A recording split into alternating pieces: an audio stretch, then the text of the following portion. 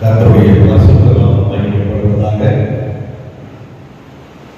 மீண்டுமாய் இந்த 3ஆம் நாள் தேவ சமூகத்தில் நின்று ஆண்டவருடைய வார்த்தையை கொடுத்து உங்களோடு இணைந்து ஆண்டவரை மகிமைப்படுத்த கர்த்தர் பாராட்டி அவருடைய தயவுக்காய் நன்றி சொல்கிறேன். அல்லேலூயா. எத்தனை பேர் சந்தோஷமா இருக்கீங்க? ஆமென். கர்த்தருடைய மகிமை உண்டாகட்டும். ஒரு நிமிடம் கண்களை மூடி நாம் ஜெபம் செய்து வார்த்தைக்கு நேராக கடந்து செல்வோம். வானத்தையும் பூமியை உண்டாக்கிய சர்வ வல்லமையுடைய தெய்வமே, இந்த மாலை நேரத்தில் நாங்கள் மீண்டுமாய் உடைய சமூகத்திலே கூடி வந்து உங்களை ஆராதிக்க, உடைய வார்த்தைகளை தியானிக்க நீர் கொடுத்த இந்த நல்ல கிருபைக்காய் நன்றியோடு ஸ்தோத்திரிக்கிறோம். கடந்த 3 மாதமாய் கண்ணி மணி போல பாதுகாத்த தெய்வம் இந்த 4வது மாதத்திலேயும் முதல் நாளிலே இந்த மாலை பொழுதிலே உங்களுடைய சமூகத்திலே வந்து உங்களுடைய பிரசனத்திலே காத்திருக்கும்படியா நீர் கொடுத்திருக்கிற இந்த மகா பெரிய கிருபைக்காய் வாய்ப்புக்காய் உண்மை நன்றியோடு ஸ்தோத்திரிக்கிறோம். நீர் எங்களோடு இடைப்படல, நீங்கள் பேசுங்க, உங்களுடைய நாமத்தை மாத்திரம் இந்த இடத்திலே மகிமைப்படுத்த வேண்டுமா செபிக்கிறோம். உங்களுடைய கரத்தில் நேரத்தை ஒப்புக் கொடுக்கிறோம். கூடவே வழிநடத்தும் இயேசுவின் நாமத்தில் செபிக்கிறோம் நல்ல பிதாவே. ஆமென். ஆமென் சொல்லுவோம். கர்த்தருக்கு மகிமை உண்டாகட்டும். கடந்த 2 நாள் நான் சொன்ன வசனங்களை நீங்கள் வீட்டில் போய் தியானித்திருப்பீர்கள், வாசித்திருப்பீர்கள் என்று விசுவாசிக்கிறேன். முதல் நாள் ஆண்டவராகிய இயேசு கிறிஸ்து எருசலேம் தேவாலயத்திற்குள்ளாக பிரவேசித்து அந்த தேவாலயத்தை சுத்திகரித்து அற்புதங்களை செய்தார். அந்த காரியங்களை நாம் கொஞ்சம் சிந்தித்தோம், நேற்றையினோம், வருகையை குறித்தோம். ஆண்டவருக்காக நாம் சில தீர்மானங்களை எடுக்க வேண்டும், அதற்காகவும் நாம் ஆயத்தப்பட வேண்டும். அதை குறித்து நான் பல வசனங்களை உங்களுக்கு சொன்னேன். எனக்கு அதிகமான நேரம் இல்லாத ரெஃபரன்ஸ் கொடுத்து நீங்கள் வீட்டில் வாசிச்சிருப்பீங்க, நான் விசுவாசிக்கிறேன். ஆமென். இந்த 3ஆவது நாள் மிக முக்கியமான ஒரு நாள், புதன்கிழமை. என்ன நடந்தது? 2 சம்பவங்கள். அதில் இருந்து நாம் சில காரியங்களை கற்றுக்கொள்ள வேண்டும். ஆண்டவர் இந்த காரியங்களை நமக்கு ஆசீர்வதித்து தருவாராக. சொல்ற வசனங்களை நீங்க நோட் பண்ணி வச்சுக்கோங்க. நீங்க வேணா வீட்டில் போய் அதை வாசிங்க. நான் இப்போ கொஞ்சம் தான் சொல்ல முடியும். மத்தேயு சுவிசேஷம் 26வது அதிகாரம் 14 to 16 வரை. மத்தேயு சுவிசேஷம் 26வது அதிகாரம் 16வது வசனத்திலிருந்து 16வது வசனம் வரையும், மார்க்கு சுவிசேஷம் 14வது அதிகாரம் 10வது வசனமும் 11வது வசனமும், லூக்கா சுவிசேஷம் 22வது அதிகாரம் 3வது வசனத்திலிருந்து 6வது வசனம் வரை. இந்த 3 இடங்களிலும் இந்த புதன்கிழமை, இந்த பரிசுத்த வார நாட்களிலே இந்த புதன்கிழமை விசேஷித்த அந்த நாளில் என்ன நடக்குது என்று நான் வாசிக்க முடியும். கொஞ்சம் வசனங்கள் தான் நீங்கள் வாசிங்க. இப்பொழுது மத்தேயு சுவிசேஷம் 26வது அதிகாரம் 6லிருந்து 13 வரை நாம் வாசிப்போம். மத்தேயு சுவிசேஷம் 26வது அதிகாரம் எல்லாரும் எடுத்துக்கொள்ளுங்க. மத்தேயு சுவிசேஷம் 26வது அதிகாரம் 6லிருந்து 13 வரை எவ்வளவு வாசிக்கலாம்?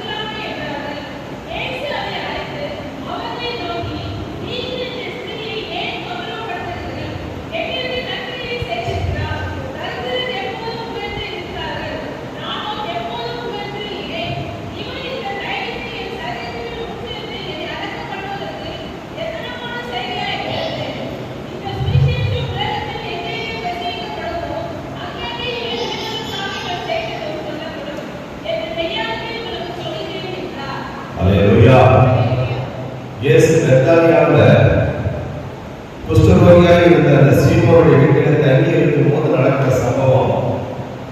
ஒரு ஸ்திரீ விலையேறப்பட்ட ஒரு பரிமள தைலத்தை கொண்டு வந்து இயேசுடைய சிரசிலே ஊற்றுகிறார். அதை பார்த்து எல்லோரும் அந்த இடத்துல சிலர் முறுமுறுக்கிறாங்க, கவலைப்படுறாங்க. எதுக்காக கவலைப்படுறாங்கன்னா, விலையேறப்பட்ட பரிமள தைலம் ஏறக்குறைய 300 பணத்துக்கு மதிப்பு வாய்ந்த அந்த பரிமள தைலத்தை வீணா கொண்டு வந்து கொடுக்குறாங்க. இந்த பரிமளத்தை வித்தாக்கா அநேக ஏழைகளுக்கு நம்ம கொடுக்க முடியும். அநேக பேர் கொள்வாங்க. அப்படிப்பட்ட ஒரு சூழ்நிலையோடு இருக்கிற சீசர்கள் இந்த வீண் செலவு இடத்துக்கு இது ஏன் வீணாய் இப்படி செலவு பண்றாங்க அப்படின்னு சொல்லி அவங்க சிலர் முறுமுறுக்கிறாங்க, சிலர் உள்ளத்துல ஆதரவு பண்றாங்க. அப்படிப்பட்ட சூழ்நிலையில தான் ஆண்டவராகிய இயேசு கிறிஸ்து என்ன சொல்றாங்கன்னா, தரித்திரர் எப்பொழுதும் உங்களிடத்தில் இருக்கிறார்கள், நானும் எப்பொழுதும் உங்களிடத்தில் இருக்கிறேன்.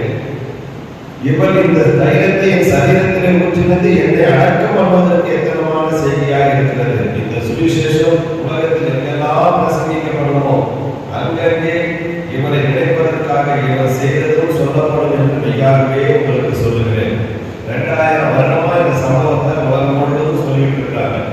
எந்த இடத்துல எந்த பிரதிபலனையும் எதிர்பாராம தேவனுக்காக நாம் செய்யக்கூடிய நற்கிரியை, தேவனை ஆராதிப்பது, தேவனை மகிமைப்படுத்துவது, தேவனை உயர்ந்த ஸ்தானத்திலே வைப்பது, எந்த விதமான பிரதிபலனையும் எதிர்பாராம இந்த ஸ்திரீ அந்த காரியத்தை செய்ததை ஆண்டவர் மெச்சிக்கொண்டார். இந்த சுவிசேஷம் எங்கெல்லாம் உலகத்திலே பிரசங்கிக்கப்படுமோ அங்கெல்லாம் இவர் செய்ததும் சொல்லப்படும் என்று அந்த இடத்திலே ஆண்டவர் அவர் செய்த காரியத்தை பாராட்டுகிறார்.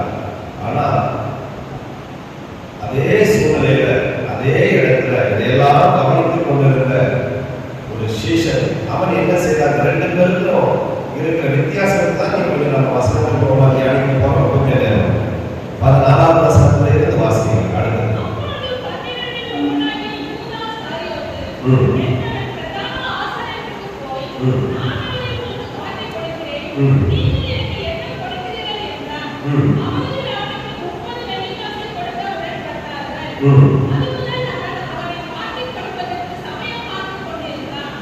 பாருங்க இடத்துல அப்பொழுது 14ஆம் வசனம் ஆரம்பிக்கும்போது அப்பொழுது 12 ஒருவனாகிய யூதாஸ் பிரதான ஆசாரியனிடத்திற்கு போய் அந்த ஸ்திரீ செய்தது பெத்தானியாவில்.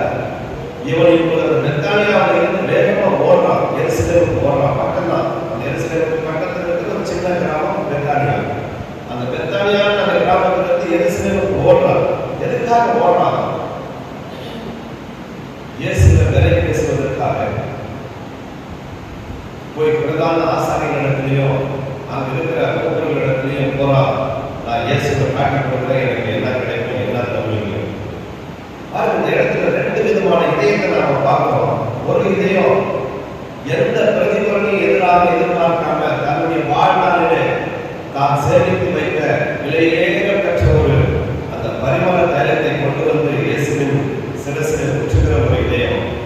இனி ஒரு இதயம் இயேசுவோடு கூட நடந்து இயேசுவின் செய்த அற்புதங்களை எல்லாம் பார்த்து இயேசு போன இடங்களெல்லாம் கூட இருந்து அவரோடு கூட 3 வருடம் நடந்த அந்த மனிதனுடைய இதயம் ஒரு 30 வெள்ளி காசுக்காக ஆண்டவரையே காட்டிக் கொடுக்க துணிஞ்சதுன்னா இந்த இதயத்தில் இருக்கிற வேறுபாடுகள் தான் இன்னைக்கு ஆண்டவர் நம்மை கொஞ்சம் எச்சரிப்படைவதற்காகவோ நாம் இதில் இருந்து புரிந்து கொண்டு நம்முடைய இதயம் எப்படி இருக்கிறது, நாம் எப்படி அதை காத்துக்கொள்ள வேண்டும் என்றுதான் ஆண்டவர் இன்றைக்கு நம்மை குறித்து அவர் கரிசனையுடைய தேவனாக இருக்கிறார்.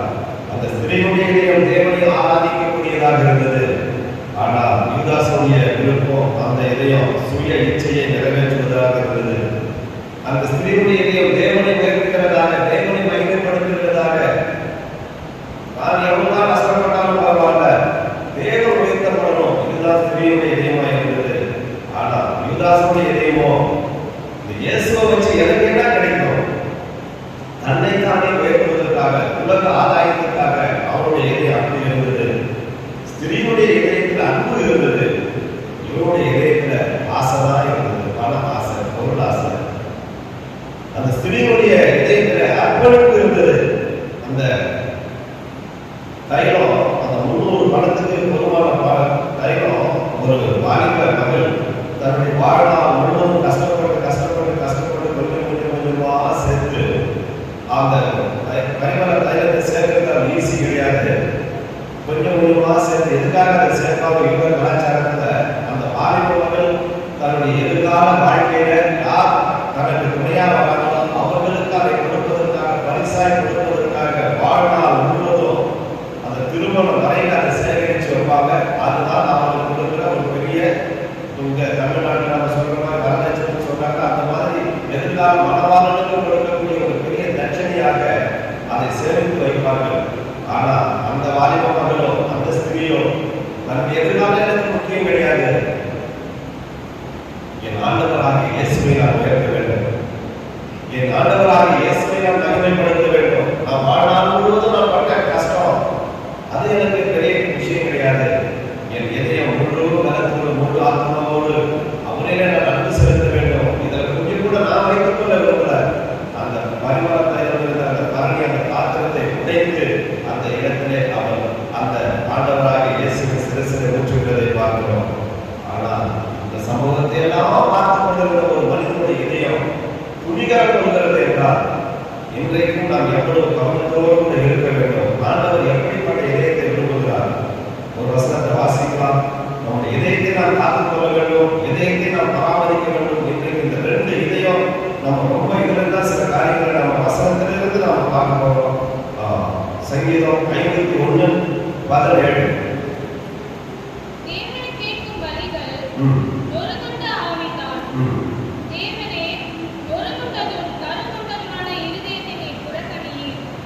அல்லேலூயா.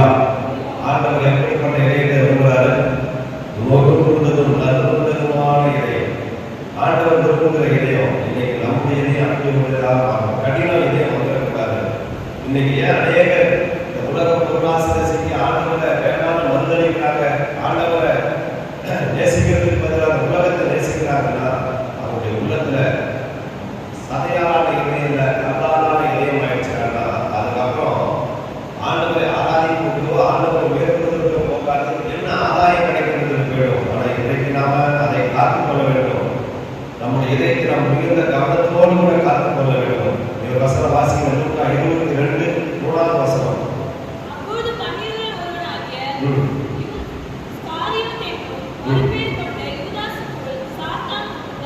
அவருடைய இதயம் ஏன் இயேசுவை காட்டிக் கொள்கிற அளவுக்கு மாறிச்சு அப்படின்னா மாதிரில கூட இருந்தாலும் அற்புதங்கள் நடக்கும் போதெல்லாம் பார்த்தாலாம். ஏன் அவருடைய இதயம் மாறி போச்சுன்னா அவருடைய இதயத்துல என்ன வந்துச்சா? சாத்தான் புகுந்தான். சாத்தான் புகுந்துக்கான ஒரு இதயத்துல அதுக்கப்புறம் அந்த இதயம் அந்த மனிதனுடைய கண்ட்ரோல் இருக்காது, சாத்தானுடைய கண்ட்ரோலுக்கு போயிடும். நாம விசுவாசியா இருக்கலாம், நம்ம அநேக வருடம் ஆளுநர் சேவைக்கிறார்களா இருக்கலாம். நம்முடைய இதயம் அதை பாதுகாக்க வேண்டிய பொறுப்பு நம்முடைய பொறுப்பு. மிகுந்த கவனத்தோடு கூட இருக்கணும். சாத்தா எப்போ வருவான் எப்போ போவான் நமக்கே தெரியாது. இன்னைக்கு நிறைய பேர் வந்து ஆளுநர் வச்சிருக்கிற அன்பு திடீரென்று குறைந்து போவதற்கும் திடீரென்று அவருடைய சுபாவம் மாறுவதற்கும் அவன் திடீரென்று அவருடைய செயல்பாடுகளில் வித்தியாசமா இருக்கிறதுக்கும் காரணம் என்னன்னா திடீரென்று சாத்தா உள்ள புகுந்துட்டானா அவன் பேச்சு மாறும், சிந்தனைகள் மாறும், செயல்பாடுகள் மாறும். நமக்கு ஆச்சரியமா இருக்கும். நல்லாதான் இருந்தாங்க, என்ன ஆச்சு? இந்த சமூகத்துக்கு முன்னோருக்கு நல்லா தான் இருந்தான். இயேசு கிறிஸ்து அவரையே தான் பணம் பையை கொடுத்து வச்சிருக்காரு. கணக்கு வழக்கில் அவன் தான் பார்த்து கொடுக்குறான். ஒரு 30 வெள்ளி காசு அவனுக்கு ஒரு பெரிய விஷயமே கிடையாது. இயேசு கிட்ட கேட்டிருந்தாங்க அவரே கொடுத்திருப்பாரு. ஆனா சாத்தான அவருடைய உள்ளத்திலே புகுந்த பொழுது அவனுடைய கண்ட்ரோல் அவனே இல்லை, அவனுடைய கண்ட்ரோல் சாத்தானுடைய கையில போயிடுச்சு. ரொம்ப நம்ம கவனமாக இருக்க வேண்டிய தருணங்கள். ஆண்டவரே இதயத்துல சாத்தான் ஒரு நாள் உள்ளே வந்து விடக்கூடாது. அல்லேலூயா, ஆமென். இதயத்தை காத்துக்கொள்ள வேண்டிய பொறுப்பு நம்முடைய பொறுப்பு. சாத்தான் உள்ள வந்தவுடனே என்ன நடக்குது பாருங்க. 22:4 வசனம் வாசிங்க.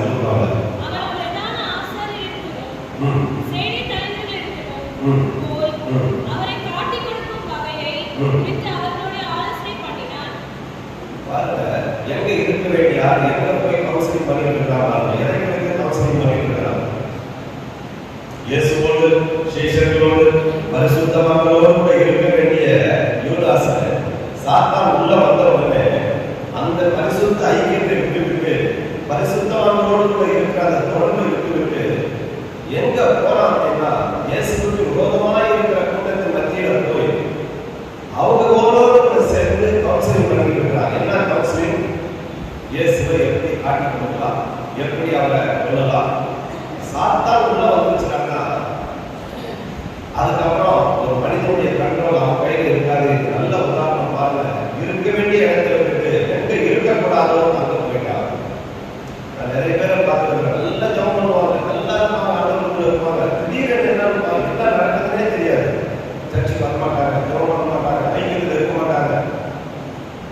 பரிசுத்தவான்களோடு இருக்க மாட்டாங்க. அது என்ன காரணம் நம்மளால கண்டுபிடிக்க முடியாது. யாராவது ஏதாவது சொல்லிட்டாங்களா, இல்லை எப்படி அவங்க சொல்லிட்டு போனாங்க நமக்கே தெரியாது. கொஞ்ச நாள் பார்த்து அப்படியே குருமானி போயிட்டு ஆண்டுகள் விரோதமாக பேசுவாங்க. அதுக்கப்புறம் சாத்தான வாழ்க்கையை சீரழிச்சிடும். நம்ம ரொம்ப கவனத்தோடு இருக்கணும். நான் அதில் ரொம்ப ஸ்ட்ராங் அப்படின்னு இல்லை. ஒவ்வொரு நாளும் ஆண்டவரிடத்தில் திருப்பையை கேட்கணும். இல்லைன்னா சாத்தான் நம்ம பொருளாதாரம் நமக்கு என்ன பண்ணணும். நீதிமொழிகள் 4:23 வாசிங்க. நீதிமொழிகள் 4:23. எல்லா காவலோடும் உன் இருதயத்தை காத்துக்கொள், அதிலிருந்து ஜீவ ஊற்று புறப்படும். அல்லேலூயா. எப்படியெல்லாம் காவல் காக்கணுமோ அந்த அளவுக்கு காவல் காக்கணும். ஒரு வீட்டை எப்படி கேட்டு போட்டு செக்யூரிட்டி போட்டு எல்லா கேமராலாம் போட்டு எப்படி பாதுகாக்கிறாங்களோ அந்நியத்துக்குள்ளே வரப்படாதபடி நம்ம இதயத்தை அப்படி எல்லா காவலோடும் உங்களால் என்னெல்லாம் முடியுமோ அந்த அளவுக்கு இதயத்தை நாம் பாதுகாத்து கொள்ள வேண்டும். இல்லைன்னா சாத்தா ஏதோ ஒரு சின்ன சந்தேகம், ஏதோ ஒரு அவிசுவாசம், ஏதோ ஒரு கசப்பு, ஏதோ ஒரு வைராக்கியம், எதையோ ஒரு சின்னதாக உள்ள போடுவோம். அது வளர்ந்து பெருகும். அதுக்கப்புறம் பரிசுத்தவான்களோடு இருக்க மாட்டோம், ஆனந்தோடு இருக்க மாட்டோம். நம்ம அந்நிய கூட்டத்தை போய் சேர்த்துவோம். ரொம்ப கவனத்தோடு இருக்கணும். நான் சொல்றது எத்தனை பேருக்கு புரியுது? அல்லேலூயா. ரொம்ப கவனம். ஒவ்வொரு நாளும் நீங்க எந்த வயசா இருக்கலாம், எனக்கு வயசாயிடுச்சு அதெல்லாம் எனக்கு எந்த தப்பு இல்லை இல்லைங்க. வயசாக ஒரு சின்ன கசப்பு உள்ள வந்துச்சுன்னா அது நம்ம சாத்தா இருக்கணும். ஒரு சின்ன வயதாகி உள்ள வந்தா அது நம்ம சாத்தா வந்துடுவோம். ரொம்ப கவனத்தோடு இருக்கணும். இன்னொன்று தேவ பிள்ளைங்க நம்ம எங்க இருக்கிறோம், எங்க நடக்கிறோம், எதை பேசணும் ரொம்ப கவனமா இருக்கணும். சங்கீதம் 1ஆம் அதிகாரம் ஒரு 3-4 வசனம் வாசிக்கலாம். சங்கீதம் 1ஆம் அதிகாரம் ஒரு 3-4 வசனம் வாசிக்கலாம்.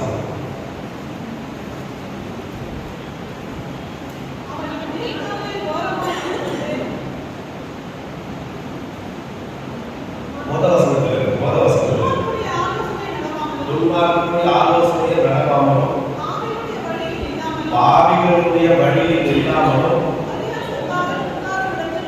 பரியாசக்காரர் உட்காரும் இடத்தில் உட்காராமலும். நல்ல கவனிங்க. எங்க நிற்கக்கூடாது, எங்க நடக்கக்கூடாது, எதை கேட்கக்கூடாது தெளிவா சொல்லுது. இது நல்ல கவனிங்க. இன்னொரு படிக்கலாம்.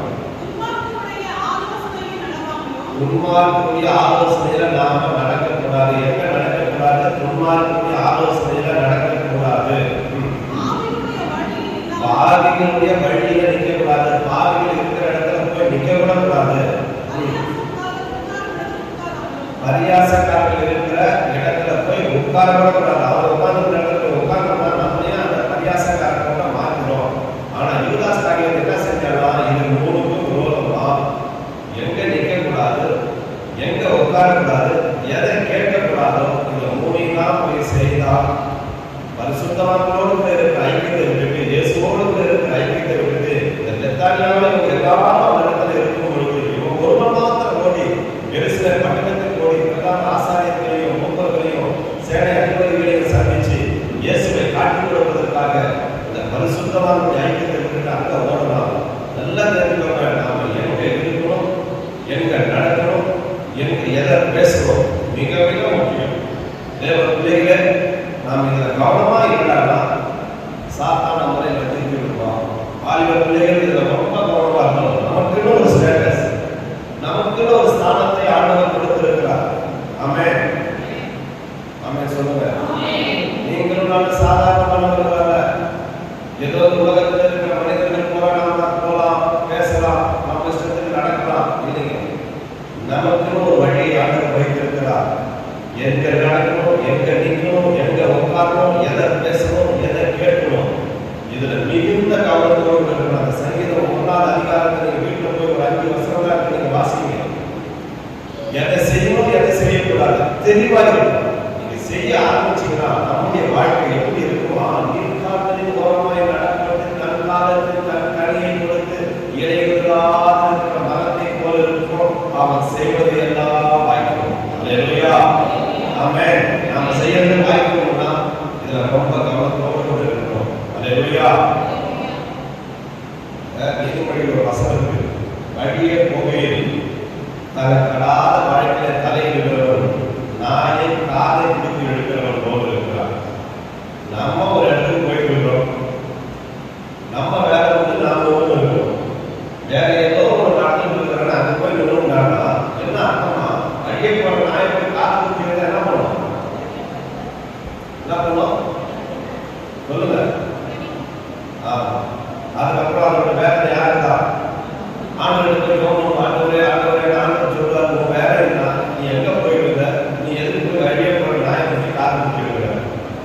அதுக்கப்புறம் வந்து ஏன் ஜபம் பண்றது கேட்க மாட்டாரா? அப்போ நம்ம தான் நம்முடைய இலக்கை நாம தான் தெரிஞ்சுக்கணும். எனக்கு நான் ஒரு இலக்கை வைத்திருக்கிறா, என்னுடைய டெஸ்டினேஷன் நோக்கி தான் நான் போயிட்டு இருக்கணும். மற்றவங்க பண்ற மாதிரி நான் பண்ணணும், அவங்க பேசுற மாதிரி பேசணும், அவங்க எங்க போறாங்க பரியாசம் பண்றாங்க, பரியாசம் பண்றதுக்கு உட்காந்துருக்கணும். நம்முடைய காரியத்தை நாம் தான் திட்டமிட வேண்டும். எல்லா காலமும் நம்முடைய இதயத்தை நாம் பாதுகாத்துக் கொள்ள வேண்டும். அல்லேலூயா. ஆண்டவர் இந்த ஒவ்வொரு இந்த சம்பவத்தின் மூலமா இன்றைக்கு நமக்கு கற்றுக் கொடுக்கிற காரியம், நாம் எச்சரிக்கையோடு கூட ஒவ்வொரு நாளும் 16ஆம் நூற்றாண்டுல அமெரிக்க ஐக்கிய தேசத்துல ஒரு ஜனாதிபதி இருந்தார். வரலாறு படிக்கிற பிள்ளைங்களுக்கு தெரியும். ஆபிரகாம் லிங்கன் கேள்விப்பட்டிருக்கீங்களா? தேவனுக்கு பயந்த ஒரு மனிதர். ஒரு சாதாரண ஒரு சின்ன குடும்பத்துல, ஏழை குடும்பத்துல இருந்து மேல வந்தவர் ஜனாதிபதியா போயிட்டார். அதான் அவங்க அப்பா வந்து செருப்பு தைக்கிறவர். அப்படி ஒரு சாதாரண நிலைமையில இருந்து மேல வரும்பொழுது எவ்வளவு அதிகாரம், அமெரிக்காவுக்கு ஜனாதிபதினா எவ்வளவு அதிகாரம். அவங்க ஒவ்வொரு நாளும் தன்னுடைய மகனை பார்த்து சொல்லுவாராம், தம்பி நீ இந்த நாட்டின் ஜனாதிபதியோட மகன், இந்த நாட்டில் நீ எங்க போனாலும் உனக்கு மரியாதை உண்டு, எங்க போனாலும் உன்னை எல்லாரும் பயப்படுவாங்க, நீ கேட்கறதெல்லாம் கிடைக்கும். ஆனா உன்னே ஒன்று மாத்திரம் நீ மறந்துடாத, நீ எங்க போயிருந்தாலும் நீ எதை செய்தாலும் நீ செய்கிறது என்னுடைய பெயரை பாதிக்கும். நான் சொல்றது புரியுதா? நீ எங்க போய் நிற்கிறியோ, என்ன செய்யறியோ, என்ன பேசுறியோ, அது மாத்திரம் அல்ல, அது என்ன பாதிக்கும். அதனால நீ நிற்கிற இடத்தை குறித்தும், நீ செய்கிற காரியத்தை குறித்தும், நீ பேசுற காரியத்தை குறித்து ரொம்ப கவனமா மாத்திரம் இருக்குன்னு சொல்லி ஒவ்வொரு நாளும் தன்னுடைய மக்களுக்கு அறிவுரை சொல்லுவாங்க. அல்லேலூயா. இன்றைக்கு அதேதான் நமக்கு சொல்றாரு. நாம தேவனுடைய பிள்ளைகள், நாம நிற்கிற இடம், நாம நடக்கிற பாதை, நாம் பேசுகிற வார்த்தை, இது நம்மை மாத்திரம் பாதிக்காது. இது யாரை பாதிக்கும் என்றால், நம்மை அழைத்த தேவன், நம்முடைய பரமபிதா, நம்முடைய தகவல், அவருடைய நாமத்தை பாதிக்கும். தேவத்தை சொல்லுவோம். அவ்வளவு கிறிஸ்தவன் சின்ன தப்பு பண்ணிக்கணும். வேற யாரும் வேற எந்த ஜாதி தப்பு பண்ணாலும் சொல்ல மாட்டாங்க, அவங்க பேச மாட்டாங்க. கேட்டீங்களா? ஆமா, அவனை சர்ச்சைக்கு போறான், ஒரே வார்த்தை சொல்லுவாங்க, அவன் எல்லாம் ஏசு போடுறான். இது நாம பண்ற தப்பு யாருடைய பெயர் பாதிக்கிறோம், அவருடைய பெயர் பாதிக்கிறோம். அதனால்தான் எல்லா காலமும் நம்முடைய இதயத்தை நாம் காத்துக் கொள்ள வேண்டும். இதிலிருந்து தான் ஜீவன் புறப்படும், ஜீவன் ஊற்று புறப்படும். நம்முடைய வாழ்க்கையின் வசனம் எங்கிருந்து புறப்படும்? இந்த இதயத்தில் இருக்குதான். நம்முடைய வாழ்க்கையில நல்ல வார்த்தைகள் எங்கிருந்து புறப்படும், நல்ல காரியம் எங்கிருந்து புறப்படும்? இந்த இதயத்தில் இருக்குதான். அப்போ நாம் இதை காத்துக் கொள்வதற்கு மிகுந்த கவனத்தோடு இருக்க வேண்டும். அல்லேலூயா. ஆமென். நான் காத்துக் கொள்ள வேண்டும். கலந்துகிறதுக்கு வைத்து நன்றி சொல்லுங்க. ஆமென். சிந்தனைகள், வார்த்தைகள், செயல்பாடுகள் எல்லாமே இதயத்தில் இருக்கு. அதனால்தான் அந்த சங்கீதக்காரர் கண்ணீரோடு ஒரு சங்கீதத்தை எழுதி தப்பு செஞ்சிருக்காங்க. சங்கீதம் 51, நீங்க அந்த 2 வசனத்தை மாத்திரம் வாசிங்க. சங்கீதம் 51 10 வாசிங்க. தேவனே சுத்த இதயத்தை என்னிலே சிருஷ்டியும். அல்லேலூயா. பாருங்க, கண்ணீரோடு அந்த சங்கீதத்தை எழுதுகிறார். சுத்த இதயம் வேண்டும். எத்தனை பேர் விரும்புறீங்க? ஆமென். அல்லேலூயா. ஆண்டவர் அதை தான் விரும்புகிறார். சுத்த இதயம் நமக்கு தேவை. இந்த இதயத்தை சுத்தம் பண்ணதுக்கு எங்க போய் சோப்பு வாங்க முடியும்? வெளியேற சோப்பு எல்லாரும் இருக்காங்க உலகத்துல, எல்லாரும் இருக்கா சொல்லுங்க. இதை எப்படி சுத்தமாகும்? ஒவ்வொரு நாளும் தேவ சமூகத்திலே நாம் அமர்ந்து ஆண்டவரிடத்திலே ஜெபத்திலே கேட்க வேண்டும். ஆண்டவரே, என்னிலே ஏதாவது குறைகள் இருக்கும் என்றால் எனக்கு அதை உணர்வோம். ஆண்டவரே, உங்கள் இரத்தத்தாலே என்னை சரீரத்தை மாத்திரமல்ல என் உள்ளத்தை சுத்திகரிங்க ஆண்டவரே. அல்லேலூயா. நம்ம உள்ளத்தை ஆண்டவருடைய இரத்தத்துக்குள்ளாக நின்று நம்ம ஜெபம் பண்ணி ஒவ்வொரு நாளும், இது என்னைக்கோ ஒரு நாள் அல்ல, ஒவ்வொரு நாளும் கொஞ்ச நேரம் நாம செய்கிற காரியத்தை குறித்து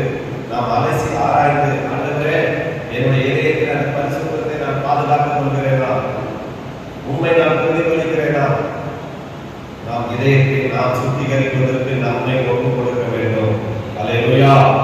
இது கொஞ்சம் கடினமான காரியம். இதெல்லாம் சாதாரணமா மாட்டான். இப்படிப்பட்ட பிரசங்கத்தையும் சாதாரணமா மாட்டான்.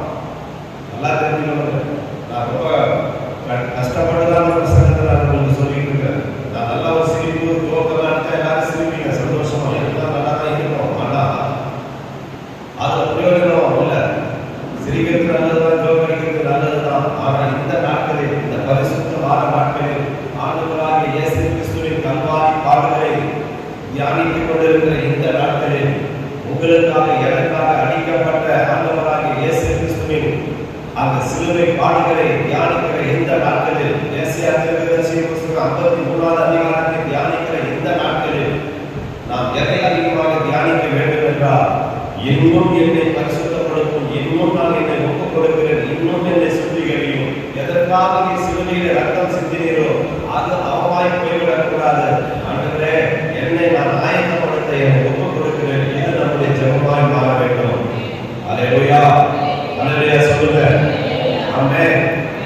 இந்த பக்கம் வாசிங்க. மத்தேயு 5வது அதிகாரம் 8வது வசனம் வாசிங்க. இருதயத்தில் சுத்தமுள்ளவர்கள் பாக்கியவான்கள், அவர்கள் தேவனை தரிசிப்பார்கள். தேவனை நாம் தரிசிக்கணும்னா எங்கேயும் போக தேவையில்ல. முதல் நாள் அதான் சொன்னேன். நாம தான் தேவனுடைய ஆலயம். தேவனுடைய ஆவியானவர் நம்மளிலே தங்கியிருக்கிறார். நீங்கள் கிரயத்துக்கு கொல்லப்பட்டீர்கள். தேவனுக்கு உடைமைகளாகிய உங்கள் ஆவியினாலும் சரீரத்தினாலும் தேவனை மகிமைப்படுத்துங்க. முதல் நாள் அந்த காரியத்தை உங்களுக்கு தெளிவா சொன்ன. தேவனுடைய ஆலயம் என்றால் எத்தனை பேருக்கு ஞாபகம் இருக்கு? ஆமென். மற்றவங்களுக்கு ஞாபகம் இருக்கிறவங்க மற்றவங்க தேவனுடைய ஆலயம் எங்க இருக்குது எல்லாத்தையும் தெளிவா சொன்ன. தேவன் கைகளால் கட்டப்பட்ட கோயில்களில் வாசம் பண்ணுகிறதல்ல, அவரே கட்டின ஒரு ஆலயம். அதுதான் நம்முடைய இதயம், நம்முடைய சரீரம். அப்போ தேவனை நாம தரிசிக்கணும்னா அவர் வாசம் பண்ணி கொண்டிருக்கிற அந்த இதயத்தை நாம் சுத்திகரிக்க வேண்டும். அதுதான் நம்ம மத்தேயு 5:8 வாசிக்கிறோம். இன்னொரு முறை வாசிக்கிறோம். இருதயத்தில் சுத்தமுள்ளவர்கள் பாக்கியவான்கள், இருதயத்தில் சுத்தமுள்ளவர்கள் பாக்கியவான்கள், அவர்கள் தேவனை தரிசிப்பார்கள். அல்லேலூயா. தேவனை தரிசிக்கணும்னா நம்ம எங்கேயும் போறதில்லை, எங்கேயும் வளர்த்ததில்லை. இருக்கிற இடத்துல ஆண்டவரே என் இதயத்தை சுத்திகரியும். உங்க இதயத்தில் அந்த சுத்திகரிப்பு வர வர வர நீங்க முழங்கால் பண்ணிட்டு கண்களை மூடி வீட்டில் தனிமையை அமர்ந்திருக்கும் போது அந்த தேவ பிரசன்னத்தை அப்படியே உணர முடியும். உங்களோடு அவர் நடக்கிறத நீங்கள் உணர முடியும். உங்களுடைய வார்த்தைகளை அவர் கேட்கிறத நீங்கள் உணர முடியும். அல்லேலூயா. அல்லேலூயா சொல்லுங்க. ஆமென். தேவன் பட்சபாதம் உள்ளவர் அல்ல. நாம் எல்லோரையும் நேசிக்கிறவர். அவரை நாம் ஒவ்வொருமாய் மாம்ச கண்ணால் நீங்க என்ன பார்க்கறது போல நான் உங்களை பார்க்கறது போல பார்க்க முடியாது. தேவன் ஆவியாய் இருக்கிறார். அவரை கொடுக்கிறவர்கள் ஆவியோடு உண்மையோடு கொடுத்து கொள்ள வேண்டும். ஆமென். ஆமென் சொல்லுங்க. அல்லேலூயா. அப்ப நாம் அவரை தரிசிக்கணும்னா இதயத்தை சுத்திகரிக்கணும். இந்த இதயத்தில தான் நாம் வாசம் பண்ணி கொண்டிருக்கிறார். அப்ப அந்த இதயம் சுத்தமா இருந்தாதான் நாம் அவரை தரிசிக்க முடியும். அதுதான் வசனம் சொல்லுது. ஆனால் இந்த இதயத்தை காத்துக் கொள்ளாத அந்த யூதாஸ் காரியத்துக்கு ஒரு 30 வெள்ளி காசுக்காக ரெண்டுக்கும் உள்ள வித்தியாசத்தை தான் நீங்க நான் பேசுறேன். ஒரு ஸ்திரீ எந்த பிரதிபலனையும் எதிர்பாராத தன் வாழ்க்கையை அர்ப்பணிக்கிறார். இனி ஒரு இயேசுவோடு கூட இருந்த நன்மைகளை அனுபவிக்கிறவர், அற்புதங்களை பார்க்கிறவர்.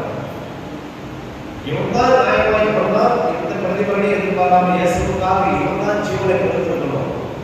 ஆனா இதுக்கு ஆப்போசிட்டாக இருக்குது.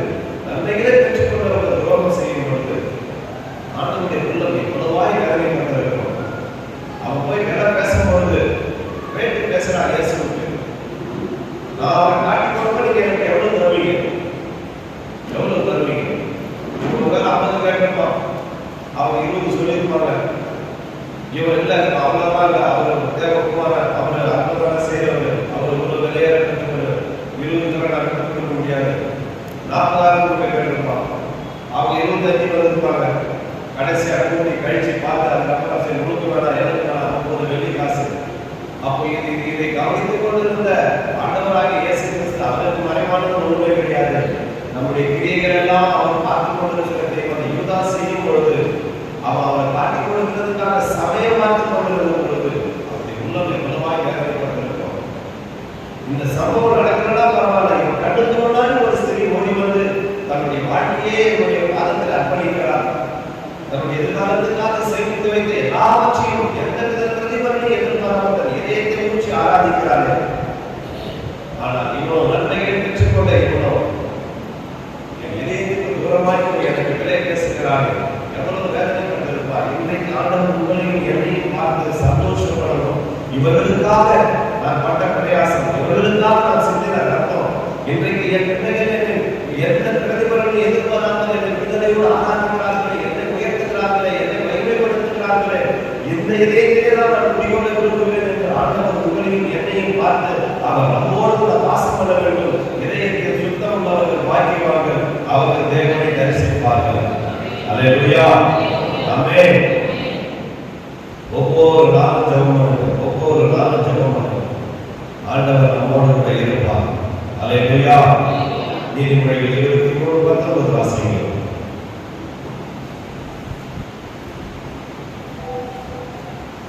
23:19. என் மகனே, நீ செவி கொடுத்து ஞானம் அடைந்து உன் இருதயத்தை நல்வழியிலே நடத்து. உன் இருதயத்தை நல்வழியிலே நடத்து. நம்முடைய இதயத்தை நல்வழியிலே நடத்த வேண்டிய பொறுப்பு நம்முடைய பொறுப்பு தான். என்ன அந்த இடத்துல சொல்றாங்க? என் மகனே, நீ செவி கொடுத்து ஞானம் அடைந்து. செவி கொடுத்து நான் வாரந்தோறும் திறத்துக்கு வருகிறோம், தேவாலயத்திலே அமர்கிறோம், ஊழியக்காரர்கள் மூலமாய் ஆண்டவர் நம்முடைய வார்த்தை நேரத்திலே சொல்லுகிறார், தன்னுடைய வார்த்தையை கொடுக்கிறார். நாம் அதற்கு செவி கொடுக்க வேண்டும். அல்லேலூயா. தேவ வார்த்தை ஒருவர் யார் செவி கொடுத்து கேட்கிறார்களோ அவர்கள் ஞானம் அடைவார்கள். கர்த்தருக்கு பயப்படுகிறதே ஞானத்தின் ஆரம்பம். உங்களுக்கு ஞானம் வேணும்னா நீங்க படிக்கிற பிள்ளையா இருக்கலாம், குடும்பத்தில் இருக்கிறவங்களா இருக்கலாம், நீங்க தொழில் செய்யறவங்களா, வேலை செய்யறவங்களா, யாராவது இருக்கலாம். நீங்க ஞானவர்களா இருக்கணும்னா, ஞானம் அடையணும்னா உங்களுடைய காதுகளை திறந்து ஆண்டவருடைய வார்த்தையை கேட்பதற்கு உங்களை நீங்கள் ஆயத்தப்படுத்த வேண்டும். அல்லேலூயா. இந்த இடத்துல ஆண்டவர் சொல்ற காரியம், என் மகனே, நீ செவி கொடுத்து ஞானம் அடைந்து. செவி கொடுக்கணும். ஆலயத்தில் ஒரு உட்கார்ந்து போது நம்ம சிந்தனைகள் வேற எங்கேயும் இருக்கக்கூடாது. இந்த கேட்டுக்குள்ள வரும்போது ஒரு எதிர்பார்ப்பு வரும். ஆண்டவரே, என்னோடு கூட பேசும். முன்னாடி நிற்கிறவங்க யாருன்னு எனக்கு தெரியாது. அவங்க பேசுற வார்த்தைகள் எனக்கு அது ஆசீர்வாதமா இருக்கணும். என்னுடைய காதுகளை நான் ஆண்டவரே ஒப்புக்கொடுக்கிறப்பா, விருத்த சேதனம் பண்ணுகிறாங்க. தேவையில்லாத சிந்தனைகள், தேவையில்லாத காரியங்களுடைய மனதை டைவர்ட் பண்ணக்கூடாதப்பா. நம்முடைய ஜெபம் இதுவாக இருக்க வேண்டும். செவிகளை திறந்து வைத்துக் கொண்டு தேவாலயம் அமர்ந்திருக்க வேண்டும். ஆண்டவரே, என்னோடு கூட பேசும். அல்லேலூயா. எத்தனை பேருக்கு நான் சொல்ற காரியம் புரியுது?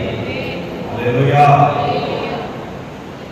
ஒரு 25 வருஷத்துக்கு முன்னாடி என் சர்ச்சில் நான் உட்கார்ந்து 25 வருஷத்துக்கு முன்னாடி ஒரு சாதாரண விசுவாசியா உட்கார்ந்து சின்னமலையில் கடைசி சேர்ல கடைசி சேர்ல உட்கார்ந்து ஒரு ஊழியக்காரர் சவுத் ஆப்பிரிக்கா வந்து வந்தார். சவுத் ஆப்பிரிக்கா வந்து 3 நாள் கன்வென்ஷன். வசனம் தான் பேசுவார். கையில பைபிள் வச்சிருக்க மாட்டார், நோட்ஸ் வச்சிருக்க மாட்டார், எதுவும் வச்சிருக்க மாட்டார். அப்படியே வார்த்தைகள் கொட்டுவார் கொஞ்ச நேரம். அதுக்கப்புறம் அமைதியாக மைக்கில் போயிட்டு நிற்பார். கொஞ்ச நேரம் அப்படியே நிற்பார். 2 நிமிஷம் 3 நிமிஷம் எதையும் பேச மாட்டார்.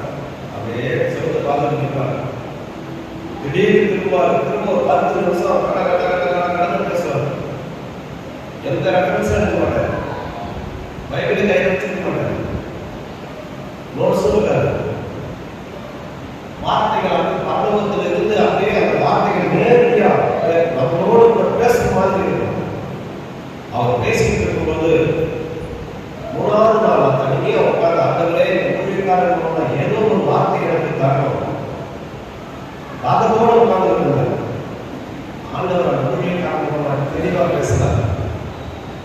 இந்த ஆலயத்துல நேர கையை காட்டி பேசுறார். அந்த மூலையில உட்கார்ந்து இருக்கிற உள்ள நான் எடுத்து பயன்படுத்த போறேன். தேசத்துக்கு நீ ஆசீர்வாதமா மாறுவேன்.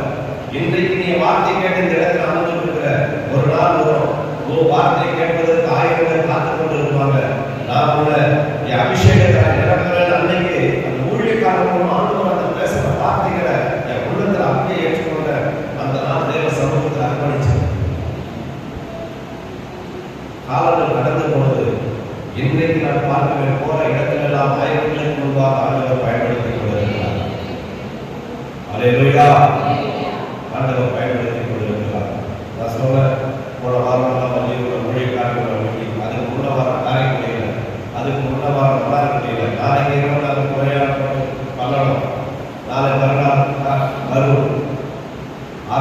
சென்னைக்கு ஒரு 7ஆம் தேதி புறப்பட்டு 20 ஸ்டேட்டுக்கு போறாங்க. மிஷனரிகளை சந்திக்க, அவங்களுக்கு வார்த்தையை கொடுக்க. இதெல்லாம் எங்களுக்கு வந்து ஞானமான என்ன காட்டில் படித்தவர்கள் நிறைய பேர் இருக்கீங்க. உங்களை பார்த்தா எனக்கு பயம்.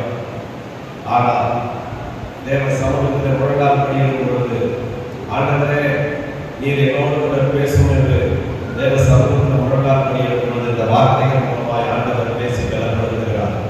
அல்லேலூயா, ஆமென். என் மகனே நீ செவி கொடுத்து ஞானம் அடைந்து காலமே எழுந்து. இதெல்லாம் இந்த தைரியமாக செய்து வச்சிருக்கிறேன். இந்த தைரியமாக செய்ய எழுதியிருக்கிறேன். வியாபாரம் 30ஆம் தேதி வரைக்கும் நான் எழுதி வச்சிருக்கேன்.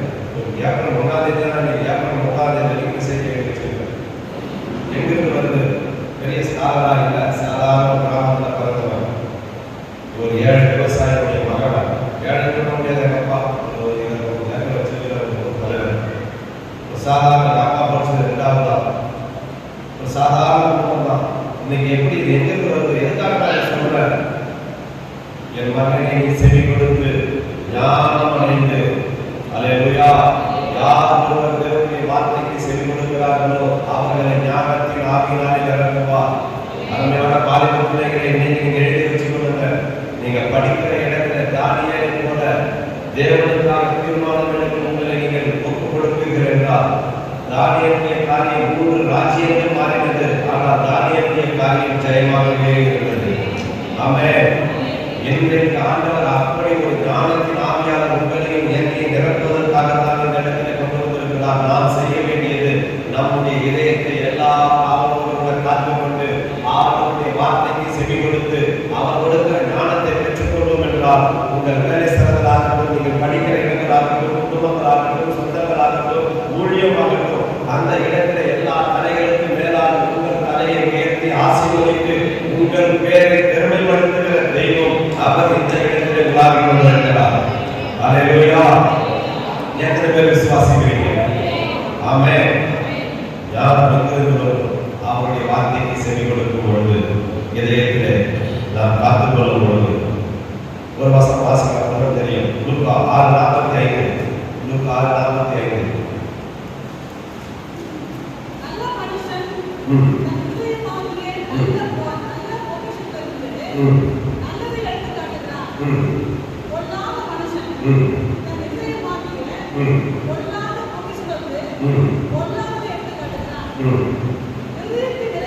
இருதயத்தை நிறைவினால் அவன் வாய் பேசும். அல்லேலூயா. நல்ல மனிதர், பொல்லாத மனிதர். அந்த இருதயத்தை எதிர்பாராமல் கொடுத்த ஸ்திரீ இந்த இடத்துல இயேசுவிலே பேசுகிற யூதாஸ் காரியர்கள். நல்ல மனிதர்கள் தங்களுடைய இதயத்திலிருந்து நல்லதை எடுத்து காட்டுகிறார்கள், நல்லதை செய்கிறார்கள், நல்லதை சிந்திக்கிறார்கள், நல்லதை பேசுகிறார்கள், மற்றவர்களுக்கு பிரயோஜனமாக இருக்கிறார்கள். பொல்லாத மனிதன் பொல்லாத இதயத்திலிருந்து மற்றவர்களை வேதனைப்படுத்துகிறான், துன்பப்படுத்துகிறான், விசனப்படுத்துகிறான், குறை சொல்லுகிறான், குற்றம் கண்டுபிடிக்கிறான். இது எங்கிருந்து வருது? அவர்களுடைய இதயத்திலே இருந்து. இதயத்திலே நாம் எதை நிரப்பி இருக்கிறோமோ அதிலே இருந்துதான் இதெல்லாம் புறப்படும். இன்றைக்கு நீங்கள் நாம் தேவ வார்த்தையாலே நம்முடைய இதயத்தை நிரப்ப கற்றுக்கொள்ள வேண்டும். அல்லேலூயா. நல் வார்த்தைகளாலே பேசுகிற வார்த்தைகள் மற்றவர்களுக்கு பிரயோஜனமாக இருக்கும்படி நல்ல வார்த்தைகளாலே நம்முடைய இதயத்தை நிரப்பணும். காலமே எழுந்த தேவ சமூகத்திலே, ஆண்டவரே நல்ல வார்த்தைகளை எனக்கு தர, என் இதயம் நல் வார்த்தைகளால் நிரப்பணும். நான் பேசுகிறது மற்றவர்களுக்கு பிரயோஜனமாக இருக்கணும். அல்லேலூயா. அல்லேலூயா சொல்லுவோம். இதயத்தின் நிறைவுதான் வாய் பேசும். வீட்டில் சண்டை வரலான என்ன ஏன் வருது? சண்டை போடும்போது தேவையில்லாத வார்த்தைகள் எங்கிருந்து வருது? எல்லாம் ஒன்றுதான். தித்திப்பும் கசப்பும் ஒரே குழுவில் புறப்பட முடியாது. ஆண்டவருடைய ஆலயத்துக்கு வந்து ஆண்டவர் ஆராதிப்போம், வீட்டுக்கு போனால் சண்டை போடுறதும் இல்லை. அப்படி அல்ல. அப்படிப்பட்ட சுபாவங்கள் மாறுறதுக்கு என்ன பண்ணணும்? நம்முடைய வாழ்க்கையை நாம தான் ஆண்டவருடைய சமூகத்தில் ஒப்புக் கொடுக்கணும். ஆண்டவரே இதயத்தை உங்களுடைய வார்த்தையாலே நிரப்பும். அல்லேலூயா. ஆமென். அதனால முதலாவது சொன்ன ஆண்டவராகிய இயேசு கிறிஸ்து காட்டி கொடுக்கப்பட்ட போது கூட யூதாஸ் என்ன சொன்னாரு? என்ன சொன்னாரு? என்ன சொன்னாரு? சிநேகிதரே. அல்லேலூயா. பாருங்க, அப்படிப்பட்ட ஒரு சூழ்நிலை நீங்களும் நானும் உணர்ந்து என்ன பண்ணிருப்போம்? முதல்ல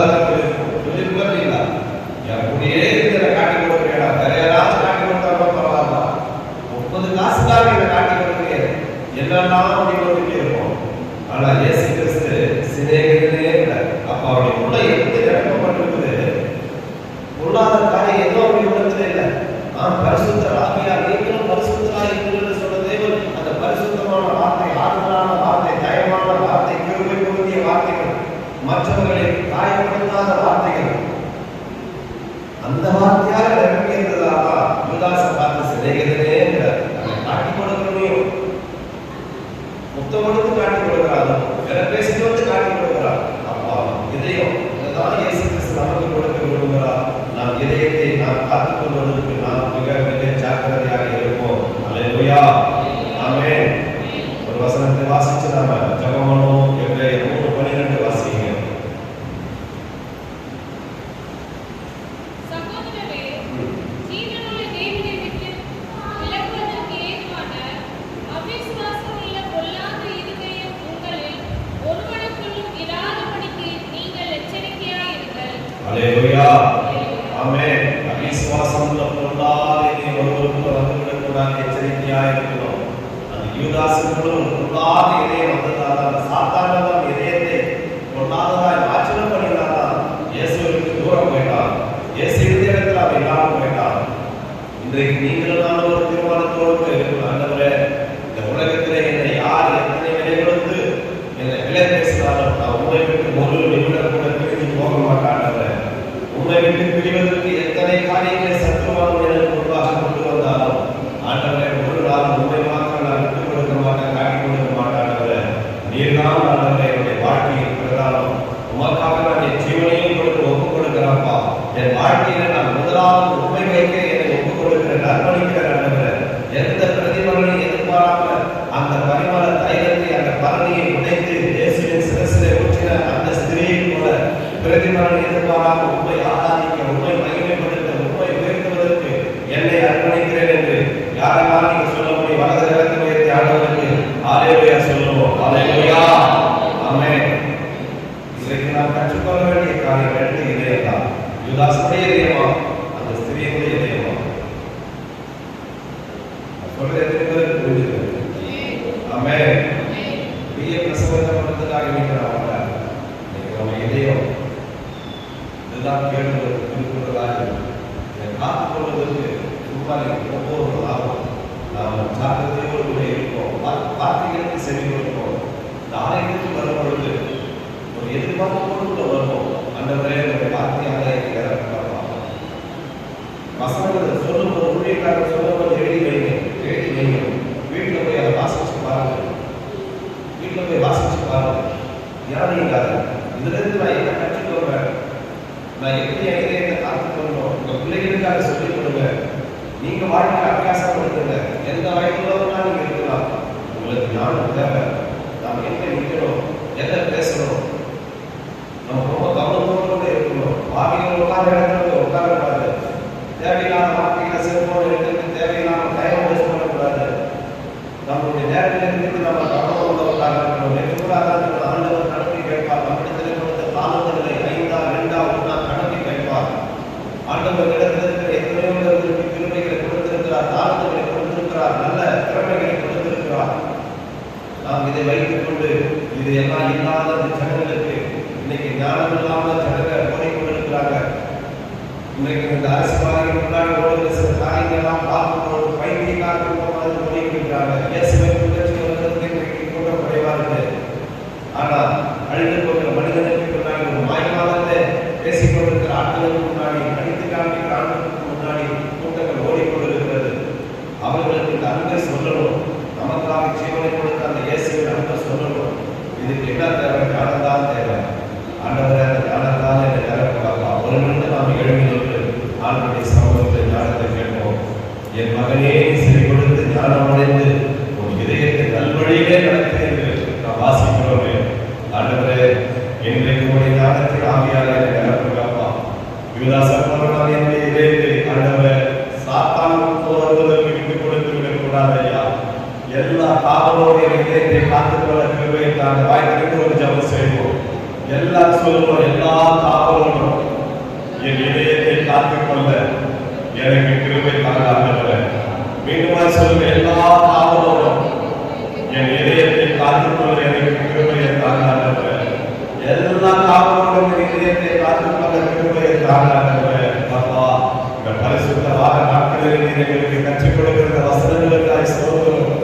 ஆண்டவரே, இதயம் எப்படி இருக்க வேண்டும் என்று விரும்புகிற தெய்வம் ஆண்டவரே. நல்ல மனிதன், நல்ல விஷயத்திலே நல்ல வார்த்தைகளை பேசுகிறார் என்று சொல்லப்பட்டிருக்கிறது ஐயா. எங்கள் இதயம் நல்ல பொக்கிஷமாய் இருக்கிறார். அது நல்ல பொக்கிஷமாய் இருக்கிறார். எங்கள் வாயிலிருந்து வருகிற வார்த்தைகள் மற்றவர்களுக்கு பிரயோஜனமுள்ள வார்த்தைகளாக இருக்கணும். மற்றவர்களை கடப்படுத்துகிற வார்த்தைகளாய், உற்சாகப்படுத்துகிற வார்த்தைகளாய், காயங்களை கட்டி எழுப்புகிற வார்த்தைகளாய், அதில் பிரிந்த குடும்பங்களை ஒன்று சேர்க்கிற வார்த்தைகளாய், தேவனை மகிமைப்படுத்துகிற வார்த்தைகளாய் இருக்கிறது. கிருபையை தாங்க, கிருபையை தாங்கப்பா. பிறகு எதிர்பாராமல் உங்களுக்கு இருக்கிற இதயத்தை தாங்கப்பா. இந்த ஆளுமைக்கு வரும்போதெல்லாம் எங்களுக்கு அப்படிப்பட்ட ஒரு அர்ப்பணிப்பு இருப்பதாக, எந்த பிரதிபலனை எதிர்பாராமல் ஆண்டவரை நான் உங்களுக்காக என்ன செய்ய வேண்டும் என்று தாகத்தோடு கூடி வருகிற ஒரு இதயத்தை எங்களுக்கு தாங்க. எல்லா வாய்ப்புகளுக்கு ஜெபம் பண்ணுவோம். நிச்சயமாகவே ஆண்டவர் நம்மையும் நம்முடைய குடும்பத்தையும் பிள்ளைகளையும் ஆசீர்வதிக்க அவர் புலம்பானவராக இருக்கிறார். அந்த ஸ்திரீ எந்த பிரதிபலனை எதிர்பாராமல் செய்த அந்த நற்கிரியை 2000 வருடங்களாய் சொல்லப்பட்டிருக்கிறது. 2000 வருடங்களாய் இந்த சுவிசேஷம் எங்கெல்லாம் சொல்லப்படுகிறதோ அந்த இடத்திலெல்லாம் நாம் செய்த கிரியைகள் சொல்லப்பட்டுக் கொண்டிருக்கிறது. அருமையான சகோதரனே, சகோதரியே, தாயே, தகப்பனே, இன்றைக்கு நீங்கள் செய்கிற நற்கிரியைகள் உங்கள் சந்ததியா ஆண்டவர் அதை ஆசீர்வதிப்பார். இன்றைக்கு நீங்கள் செய்கிற ஆண்டவருக்காக இருக்கிற ஒரு சின்ன முயற்சி, ஆண்டவருக்காக நீங்கள் தியாகத்தோடு செய்கிற ஒரு சின்ன அர்ப்பணிப்பான காரியம் வருகிற நாட்களில் உங்கள் சந்ததிகளை காணும். உங்கள் சந்ததிகளுடைய பேரை கர்த்தர் பெருமைப்படுத்துவார். காலங்கள் மாறினாலும் ஆண்டவர் நேற்று இன்றும் என்றும் மாறாதவர். அவருக்காய் தீர்மானம் எடுக்கிறவர்களே, அவருக்காக ஒப்பு கொடுக்கிறவர்களே, வம்சமாய் சந்ததியாய் ஆசீர்வதிக்கிற தெய்வம் தகப்பனே அந்த ஸ்திரீ செய்ததை இதுவரை 2026 வருடங்கள் வரை சொல்லப்பட்டிருக்கிறது போல இன்றைக்கு நீங்கள் இதயத்தை ஒப்புக் கொடுக்கிறோம் ஐயா. எந்த பிரதிபலனை எதிர்பாராமல் உங்களை ஆராதிக்க, உங்களை மகிமைப்படுத்த ஆண்டவர் உலகமாக எங்களை நாங்கள் தாழ்த்து ஒப்புக் கொடுக்கிறோம் ஐயா. தெய்வமே கிருபையை தாங்க. இந்த நாளில் அந்த சத்தியத்தை கேட்ட ஒவ்வொருவரும் எல்லா பாவங்களும் இதயத்தை காத்துக்கொள்ள செவி கொடுத்து ஞானமடைய கர்த்தர் கிருபை தர வேண்டுமாறு செபிக்கிறோம். எங்கள் இதயத்தில் நல்ல சிந்தனைகள் வருவதாக அது ஒரு ஜீவ நீரூற்றாய் அநேகருக்கு கருதலும்படியா கர்த்தர் கிருபை தர வேண்டுமாறு செபிக்கிறோம். ஆண்டவரே, நாட்டிலே எங்களுக்கு இந்த கிருபைகளை கொடுத்து இடத்துல வந்து வசனங்களை நாங்கள் தியானிக்க கர்த்தர் பாராட்டின உங்களுடைய கிருபைக்காய் ஸ்தோத்திரம். திருச்சபை சகோதரர்களுக்காய், குடும்பத்துக்காய், எல்லா விசுவாச பிள்ளைகளுக்காய், இந்த இடத்துல பாடல் பாடுகிறவர்கள், ஆராதனை நடத்துகிறவர்கள், இந்த இசை கருவிகளை எல்லாம் பொழுது கொடுத்துகிறவர்கள் வந்து ஆண்டவரே தேவ சமூகத்தில் ஜெபிக்கிற வயதான அம்மாமார்கள், ஐயாமார்கள், வேலைகளை எல்லாம் இந்த இடத்துல வந்து ஒவ்வொரு குடும்பங்களையும் வேறு வேறாய் ஒப்புக் கொடுக்கிறையா. தேவனாய கர்த்தர் ஒவ்வொருவரையும் ஆசீர்வதிங்கப்பா. வந்திருக்கிற சிறு பிள்ளைகளை ஆசீர்வதிங்கய்யா. தேவனாய கர்த்தர் ஒவ்வொரு குடும்பத்திலேயும் உங்களுடைய ஆசீர்வாதம் தங்கியிருக்க வேண்டும். உங்களுடைய ஊழியர்களே இயேசுவின் நாமத்தினாலே ஒவ்வொருவரையும் மனதார ஆசீர்வதிக்கிறார். ஆசீர்வாதம் நிறைவாக இருப்பதாக எல்லா மகிமையும் உமக்கு செலுத்துகிறேன். இயேசுவின் நாமத்தில் ஜெபிக்கிறோம் பிதாவே.